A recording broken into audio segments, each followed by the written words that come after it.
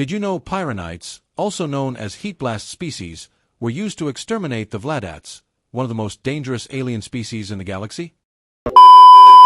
Hello Ben 10 fans. Welcome to Hero Time TV. Today, we're diving deep into the Anur System, the creepy, chaotic home system of Ghostfreak and one of the darkest corners of the Ben 10 universe. Fact number 1. The Anur System has an antimatter sun. This system isn't just dark because it's creepy, it's literally built different. Most stars in the galaxy are made of matter, just like you and me. But the Anur System's sun? It's made of antimatter, the opposite of everything that exists. Now, if you're new to antimatter, here's the easy version. Matter is like the good twin. Antimatter is the evil one. If they meet, boom, they cancel each other out in an explosion.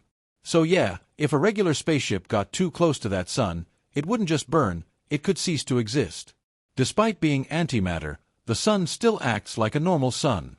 But it's tiny. Way smaller than our sun.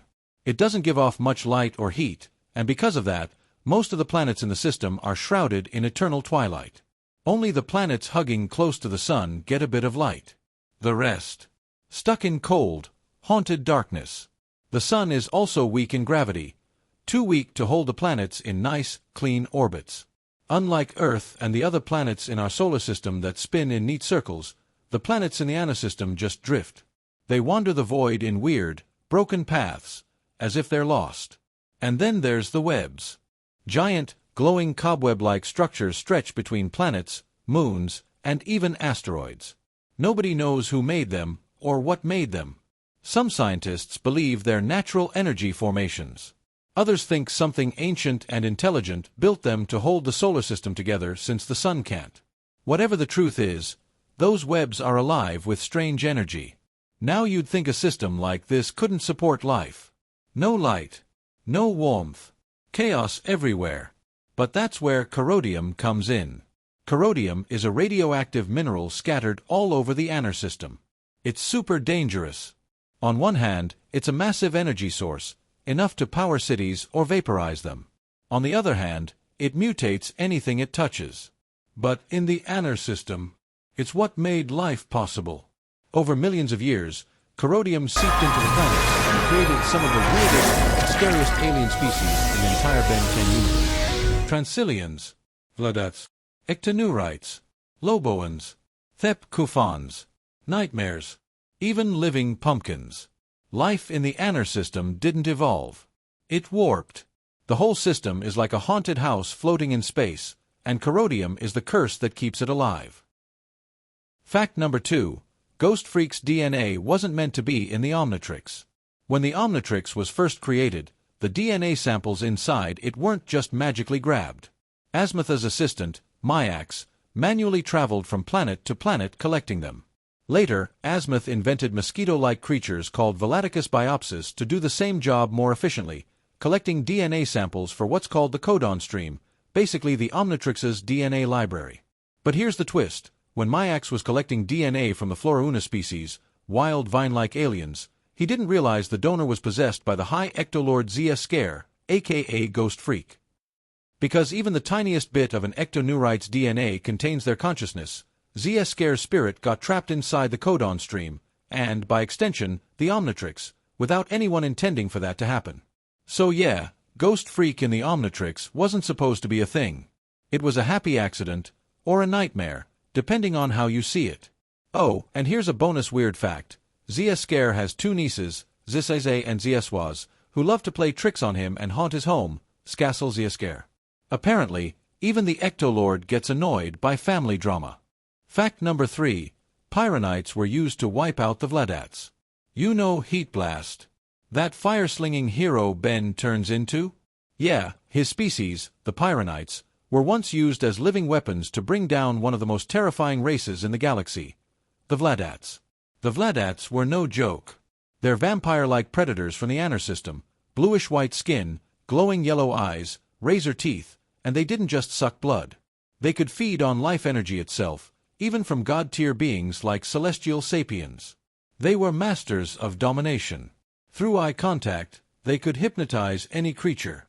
Even worse, They had these parasites called corrupturas that they'd fire into people's heads to take total control.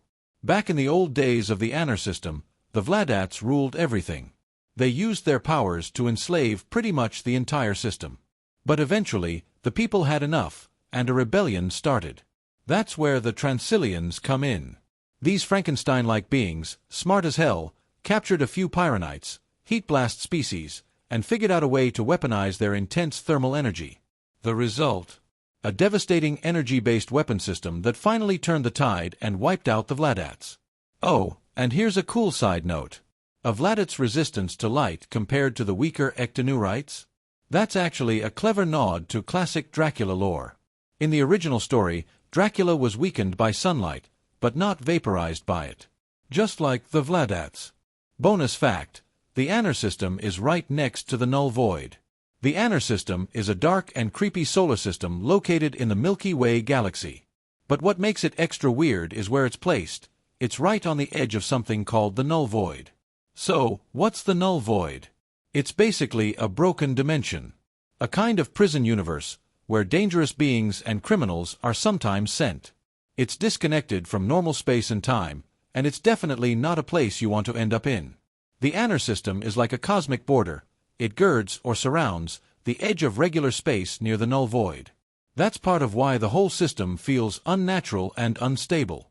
It's full of shadowy planets, strange creatures, and eerie energy, almost like the galaxy's haunted house floating near a black hole of reality. We still got 2 minutes left, so here are a few more dessert facts, the sweet little extras from the spooky Anur System. The Anur System and its inhabitants are heavily associated with the color purple, which is often used to represent darkness in the Ben 10 universe. The monsters from this system? They don't think they're the scary ones. In fact, they see other species as monsters. Imagine that. Topic species may look like it belongs here, but nope, he's not from the Anur System.